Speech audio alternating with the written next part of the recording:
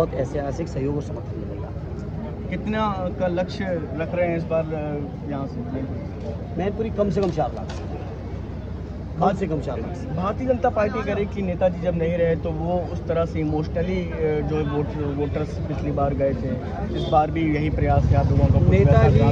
नेताजी मैनपुरी के जनमानस के दिलों में वही जिंदा हैं जैसे उस समय थे, और नेताजी का असर, नेताजी का व्यक्तित्व, नेताजी की बताई हुई चीज़ें हमेशा लोगों के चैन में रहेंगी।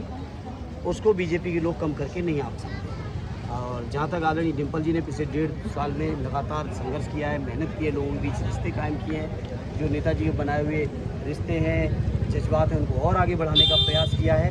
और निश्चित तौर पे एक महिला उम्मीदवार के होने के नाते उनको एक अतिरिक्त लाभ भी है।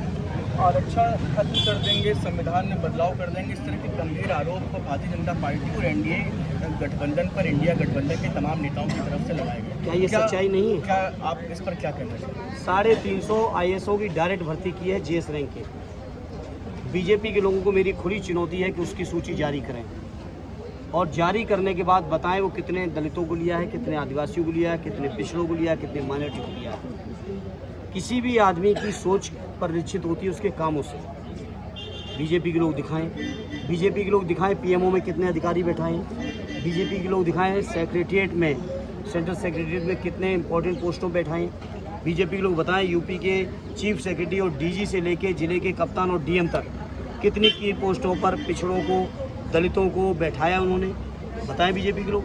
करें श्वेत पत्र जारी, करें सूची जारी। वो नहीं करेंगे, और जब वो नहीं करेंगे तो ये मान के चलिए कि उनकी नीयत पिछड़ों के खिलाफ है। आपको लगता है कि संविधान में बदलाव करेंगे? 100% संविधान में बदलाव की नीयत है उनकी, और इसीलिए विपक्ष के लोग संविधान बचाने के लिए चुनाव लड़ रहे हैं। क्या लगता है कि संविधान में अगर बदलाव करते हैं तो किस तरह से चीज़ों को ये लोग? निश्चित तौर पे जो समाज में सबको सम्मान, स्वाभिमान, अधिकार और इज्जत से जो जीने का हक दिया है बाबा साहब ने, वो बीजेपी के लोगों को बर्दाश्त नहीं है। सबसे पहला अटैक ये होने जाता है, लोकतंत्र पे अटैक होगा। लोकतंत्र का जो आज का वर्तमान स्वरूप है ये बीजेपी को स्वीकार नहीं है। निश्चित तौर पे बीजेपी के लोग आसपास के कई देशों से प्रभावित होकर एक अलग तरह का राजतंत्र लाना चाहते हैं, जिसको देश का जनमानस स्वीकार नहीं करेगा, और इस चुनाव में बीजेपी के सपनों को चकनाचूर करने का काम देश का जनमानस करेगा। 3 चरण का चुनाव लगभग, आज तीसरे चरण का भी चुनाव आज शाम तक खत्म हो जाएगा, चौथे चरण की लड़ाई शुरू होगी। क्या लगता है कि कुछ प्रमुख मुद्दे जिन पर आने वाले दिनों में चौथे चरण में आप लोग भी लगातार वो मुद्दे चल रहे हैं, वो हर चरण के मुद्दे हैं। सबसे बड़ा मुद्दा संविधान बचाने का है, लोकतंत्र बचाने का है, आरक्षण बचाने का है, जाति जनगणना कराने का है, पुरानी पेंशन की बहाली है, बेरोजगार नौजवानों को रोजगार देना है, अग्निवीर जैसी जो योजना मनोबल गिराने की वो फौज को, ऐसी योजना को खत्म करने का मुद्दा है। ये मुद्दे लगातार अनवरत रूप से चल रहे हैं, पहले चरण से चले और आखिरी चरण तक जाएंगे। राम मंदिर को लेकर के भी टिप्पणी की राम गोपाल यादव, मैंने सुना नहीं, इसलिए मैं उस पर कोई बयान नहीं देता। क्या कुछ मतलब आपको लगता है कि वहाँ का नक्शा या मंदिर कुछ बेहतर? नहीं, मैंने अभी सुना नहीं चाचा का बयान, इसलिए मैं कुछ भी कह नहीं सकता।